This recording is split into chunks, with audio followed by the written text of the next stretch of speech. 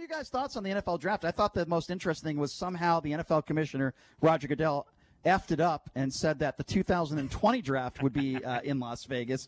So he screws that up, and then he starts off by saying it was going to be in Dallas. Somehow he screwed it up twice. So leave it to Roger Goodell to screw up, the big announcement. What he was trying to say, because I guess he doesn't make enough money. What is $100 million a year contract? Was that the Las Vegas NFL draft would be happening in Las Vegas in 2022. That to me, that was the biggest highlight of the whole draft. What did you guys say? It was expected. Look, we use this word a lot, right? Unprecedented. Obviously, how the NFL draft was covered and how we were able to enjoy the NFL draft. But of course, here, guys, right? And JD, from a Las Vegas Raiders perspective, it was cool how they kind of highlighted the city. They put a little bit of a focus on Vegas as far as because obviously the draft was supposed to be here. And then, of course, we got the first ever Las Vegas Raiders pick in the first round, and it ends up being kind of a surprise, guys, right? I mean, JD and Brian, obviously, Ruggs III is a quality wide receiver, one of the better wide receivers on that Alabama team. But there was a couple of guys that I think they thought were going to go in that direction, and they didn't. They end up taking the burner, the speedster. What are you talking about? As far as Ruggs III with the number one pick ever in Las Vegas Raiders history. Yeah, Ruggs is a good pick. He runs a 4.27 40.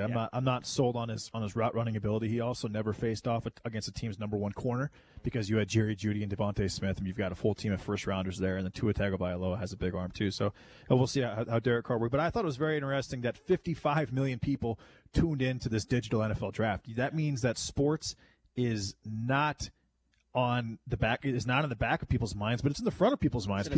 People are missing sports, and I think that's a great sign as far as how fast sports and how fast Las Vegas will come back. By the way, Seth Davis made a tweet yesterday. You know Seth Davis. He said, I would literally kill for 48 effing hours in Las Vegas. He said that 10 hours ago. There's a lot of people across the country that need that escape right now. And if Vegas can get open, and if we can get this virus not eradicated, because that's not going to take place, but if we can get this virus under control, which I actually believe it is, in about 80% of the country, then I think Las Vegas can do very, very well relatively quickly because of how pent up the demand is right now. I'll add to the NFL draft goes right into that conversation. I'll add to Seth Davis's comment. I agree with him. I think it would kill if he and many others spent 48 hours in Las Vegas and we open up the strip right now. I agree with him. I think it would kill. He said he would kill. He would kill well, to he spend. Could die. You're right. To spend. Actually, the chances are very, very small unless he has a lot of underlying comorbidities, which I'm sure he doesn't. Well,